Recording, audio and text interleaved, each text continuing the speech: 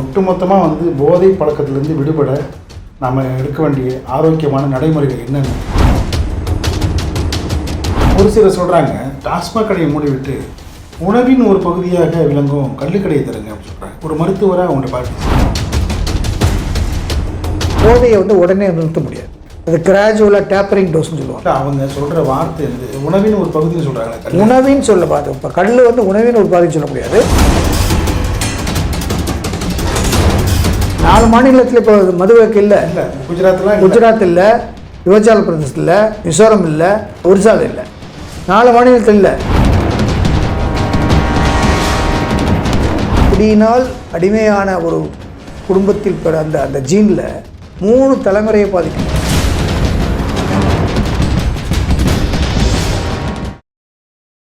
சமூக வலைதள அன்பர்களை மீண்டும் மீண்டும் சந்திப்பதில் மிக்க மகிழ்ச்சி அடைகிறோம். தமிழகத்தில் பூரண மதுவிலக்கு சாத்தியமா? பூரண மதுவிலக்கு நடைமுறைப்படுத்தப்பட்ட மாநிலங்களில் தமிழகம் எப்படியெல்லாம் முன்பு செயல்பட்டது, தற்பொழுது மதுவினால் எப்படி இந்த சமூகம் சீரழிந்து வருகிறது, மதுவினால் ஏற்படும் சமூக குற்றங்கள், சமூக சீரழிவுகள் என்ன என்பதும், அதனால் பார்த்திங்கன்னா மனதளவிலும் மனநலத்திலும் பாதிக்கப்பட்டு பல்வேறு குடி நோயாளிகள் நாளுக்கு நாள் பெருகி வரும் இந்த சூழலில் ஒட்டுமொத்தமாக போதை மற்றும் கலாச்சார சீரழிவுகளில் இருந்து விடுபட, அதை காத்திட என்னென்ன செய்ய வேண்டும் என்பது உள்ளிட்ட பல்வேறு தகவல்களை பயனுள்ள வகையில் நமக்கு அளிக்க காத்திருக்கிறார் மருத்துவர் ஸ்ரீதரன் அவர்கள். வணக்கம் சார். வணக்கம். ஒரு மருத்துவராக, ஒரு சமூக ஆர்வலராக இந்த கேள்வியை முன்வைக்கிறேன்.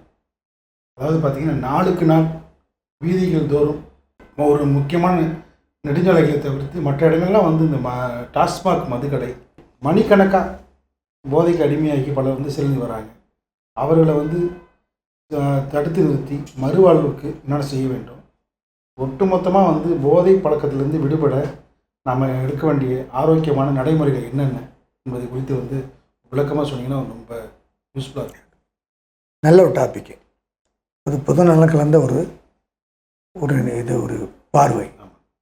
அதாவது 30 வருஷத்துக்கு முன்னாடி ஒரு தெருவில் நடந்து போனோம்னா, ஒரு சொந்தக்காரங்களை பார்த்துட்டு நாங்கள் போயிட்டு வரோம்னு வழி அனுப்பினோம்னா, அங்கே அந்த தெருவில் ஒரு சொந்தக்காரங்க, என்ன தம்பி, மாமா வச்சான், அக்கா தம்பி, நண்பர்கள், உறவினர்கள், அக்கம்பத்துலலாம் நான் போயிட்டு வரேன் தானே, போயிட்டு வரேன் தம்பி அப்படின்லாம் சொல்லும்போது எல்லாம் சேர்ந்து அவங்க முகத்தில் பஸ் ஏற்றி வருவாங்க. அப்போ அவங்க முகத்தில் இங்கே மினுமுறுப்பு இருக்கும், இந்த இடத்துல மினுமுறுப்பு, இங்கே மினுமுறுப்பு இருக்கும். அதுதான் கலைன்னு சொல்லுவாங்க. கலையான முகம் அப்படிமா. ஞாயிற்றுக்கிழமை அந்த கிராமத்தில் குளிச்சுட்டு அந்த ஆணும் பெண்ணு இருக்கும்போது அந்த முகம் அப்படியே மினுங்கும். அது ஒரு கலையான முகம். எல்லோரும் சந்தோஷம், சாப்பிட்டு போ தம்பி, மச்சான் சாப்பிட்டு போ அப்படின்னு தட்டி தடவி முதுகில் தட்டி கொடுத்து தலையில் அப்படி கோதி வாடி விட்டு அப்படி அன்போடு எழுதிருப்பாங்க. இதை ஒரு வீட்டில் சொல்லி அந்த தெரு வரைக்கும் சொல்கிறக்குள்ள அரை மணி நேரம் ஆகிப்போம். கட் பண்ணுங்க, இப்போ வாங்க, இப்போ தெருவுக்கு போங்க, அப்படியே படுத்து கிடக்குறான். அண்ணனும் படுத்து கிடக்குறான், தம்பியும் படுக்கிறான், மாமே மச்சான் எல்லாரும் தட்டில் படுத்து கிடக்குறான். எவன் போகிறான், எவன் வரான், என்ன போனான், சந்தேகமாக என்னமோ தெரியுது. அப்படியே மங்கி போய் அவனுடைய கலையிலேருந்து எதிர்காலத்தை பற்றி இல்லாமல் அப்படி இருக்கா. ஆனால் அவள் இப்போ தான் கல்யாணமான பெண்ணு தான் புருஷன் அப்படி படுத்துருக்கானே, இந்த தாம்பத்திய சந்தோஷமே இல்லாமல் அவள் வெளியும் சொல்ல முடியாது. அந்த கஷ்டம் இருக்குது. இந்த விதவைகள், மதுவினால் ஏற்படுகின்ற விதவைகளுடைய எண்ணிக்கை நாளுக்கு நாள் கூடிக்கிட்டு இருக்கு.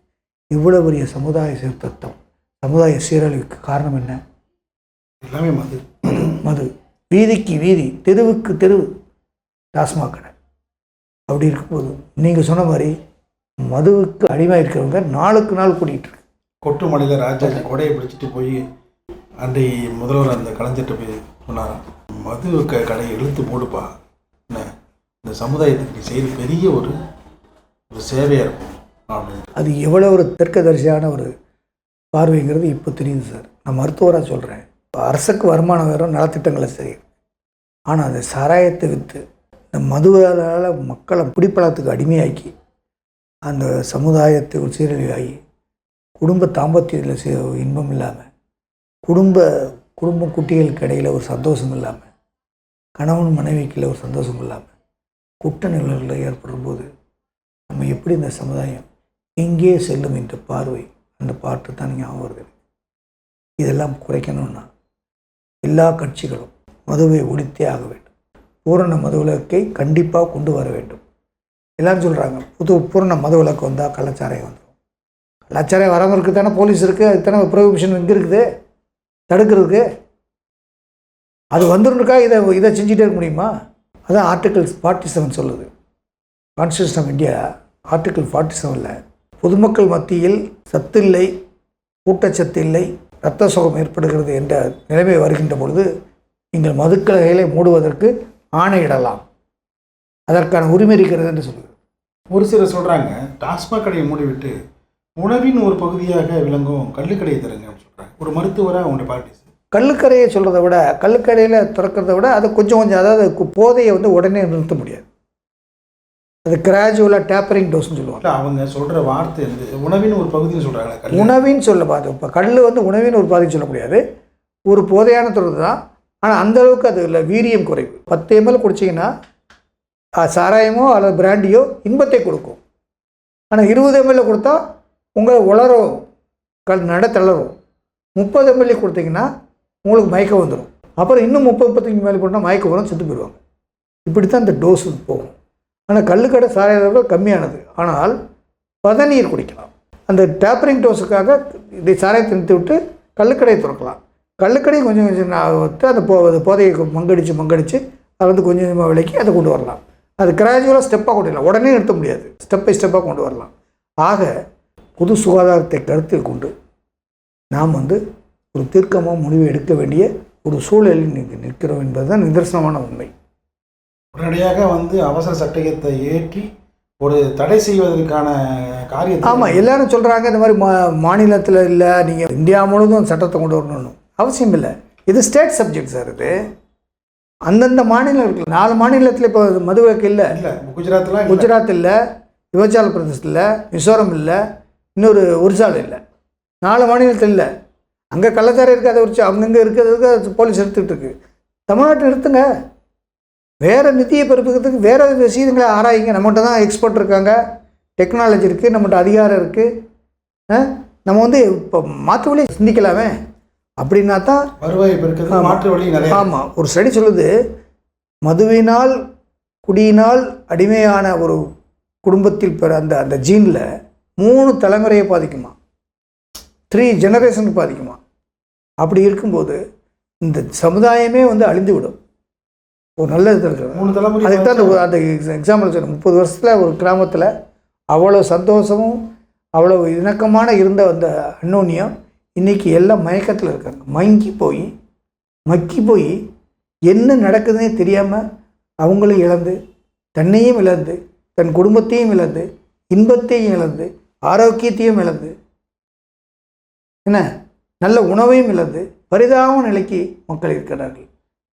அதனால் இந்த சாராயத்தையும் டாஸ்மாக் கடைகளையும் சாராயத்தில் வருகின்ற வருமானத்தை நிறுத்த வேண்டும் என்பது சமூக ஆர்வலர் அல்லது இந்த சாராயத்துக்கு எதிரான செயல்படுகின்ற முனைப்பு செய்கின்ற ஆட்களில் ஒருவர் என்ற முறையில் என்னுடைய பார்வை. அதைத்தான் நான் சொல்கிறேன். அதாவது மனித வளத்தினுடைய முக்கியத்துவத்தை கருதி இதை உடனடியாக ஒரு தீர்வு காண வேண்டும், அரசு முன்னெடுக்க வேண்டும் சொல்கிறீங்க. அதாவது பார்த்தீங்கன்னா இந்த போதை கலாச்சாரம் இளைஞர்களை ஒவ்வொரு மணி நேரத்துலையும் ரொம்ப குறிப்பாக இன்னொரு விஷயம் குடி நோயாளிகள். ஆனால் மருத்துவராங்கிற முறையில் அவங்களுக்கு மறுவாழ்வு அது ஒரு பக்கம் இல்லை. இதுக்கெல்லாம் பல்வேறு சிக்கல்களை இந்த மதுக்கடைகள் மூலயமாக, போதைகள் மூலமாக, போதை மருந்துகள் மூலயமாக ஒட்டுமொத்த தமிழகமே சமூக கலாச்சார செயல்களுக்கு தள்ளப்பட்டுச்சோ, இதிலிருந்து விடுபடுவதற்கு இன்னும் பல ஆண்டுகள் ஆகுமோ என்கிற ஒரு அச்சம் ஏற்பட்டிருக்கு. கரெக்டாக சொன்னீங்க. அதாவது 1983 பாட்டாளி மக்கள் கட்சி தலைவர் டாக்டர் ராமதாஸ் ஒரு மருத்துவர். இப்போ ஒரு திண்டிவனத்தில் ப்ராக்டிஸ் பண்ணியிருக்கும்போது அவருடைய ப்ராக்டிஸ் மூலம் பார்த்துருக்காரு. அப்பவுமே அவர் சொன்னார், இந்த சமுதாயம் மதுவினால் அழிவுப்பாதையை பண்ணுகிறது, நிறுத்த வேண்டும். 81லேருந்து இன்று வரும் மதுவை ஒழிக்க வேண்டும் என்று குரல் கொடுக்கின்ற ஒரே அரசியல் கட்சி தலைவர் டாக்டர் ராமதாஸ். 40 வருஷத்துக்கு மேலாம் போராட்டிருக்காரு. எத்தனையோ அரசியல் கட்சிகள் சொல்கிறாங்க. ஆனால் அதை தொடர்ந்து அவர் மருத்துவர் என்ற முறை அவர் தன்னால் பார்த்துருக்காரு சமுதாயம் எப்படி போகுதுன்னு. அது அன்னைக்கே சொன்னார். அவர் 40 வருஷத்துக்கு முன்னாடி என்ன நடக்குங்கிறது அன்றைக்கே சொல்லிட்டார். அதுதான் இப்போ நடந்துகிட்ருக்கு. அது மாதிரி அவர் மருத்துவர்கள் மேலே அதை சொன்னார். அது உண்மை. அது மாதிரி இந்த இளைஞர்கள் இப்போ பெரியவங்களாம் குடித்து இந்த இளைய சமுதாயம் மது பழக்கத்துக்கும் போதை பழக்கத்துக்கும் அடிமையாகிறது உள்ளபடியே வருந்தக்கூடிய செய்து. இதனால் சமூக பொருளாதாரம் சோசியோ எக்கனாமிக் வளர்ச்சி மிகவும் பாதிக்கும். அடுத்த சமுதாயத்தினுடைய திறன் வளம் மிகவும் பாதிக்கும். அவங்க குடும்ப கட்டுப்பாடு, சமூக கட்டுப்பாடு, சமூக கட்டமைப்பு எல்லாத்துலேயும் சேதாரம் ஏற்படும். இது ஒரு பொது சுகாதாரத்துக்கு மிகவும் ஒரு அச்சுறுத்தல், மிகவும் ஒரு சவால். ஆகவே இது late but not but that late. அந்தளவுக்கு இதை இன்றோடு நிறுத்தி இவ்வளவு தூரத்தையும் போகட்ட தவறு. இனியாவது நாம் விழித்து கொண்டு நாம் எல்லோருடைய கடமையும் ஒவ்வொருத்தரும் தமிழகத்தில் பூரண மதுவிலக்கு வேண்டும். குடிமக்கள் குடியிலிருந்தும் குடிப்பழக்கத்திலிருந்தும் போதை பழக்கத்திலிருந்தும் அது இளைஞர்களாக இருந்தாலும் சரி, நடுத்தர இருந்தாலும் சரி, அல்லது முதியவர்களாக இருந்தாலும் சரி, யாராக இருந்தாலும் சரி, மனித குலத்திற்கே ஒரு மிகப்பெரிய அச்சுறுத்தலாக இருக்கின்ற இந்த பழக்கத்தை, இந்த போதை, இந்த குடிப்பழக்கத்தை அறவே ஒழிப்பதற்கு எல்லோரும் சேர்ந்து செயல்பட வேண்டும். அதற்கு அரசும் முனைப்போடு செய்ய வேண்டும். அரசோடு இணைந்து பொதுமக்களும் செய்ய வேண்டும் என்பதுதான் இன்றைய காலத்தின் தேவை. நன்றி. நன்றி.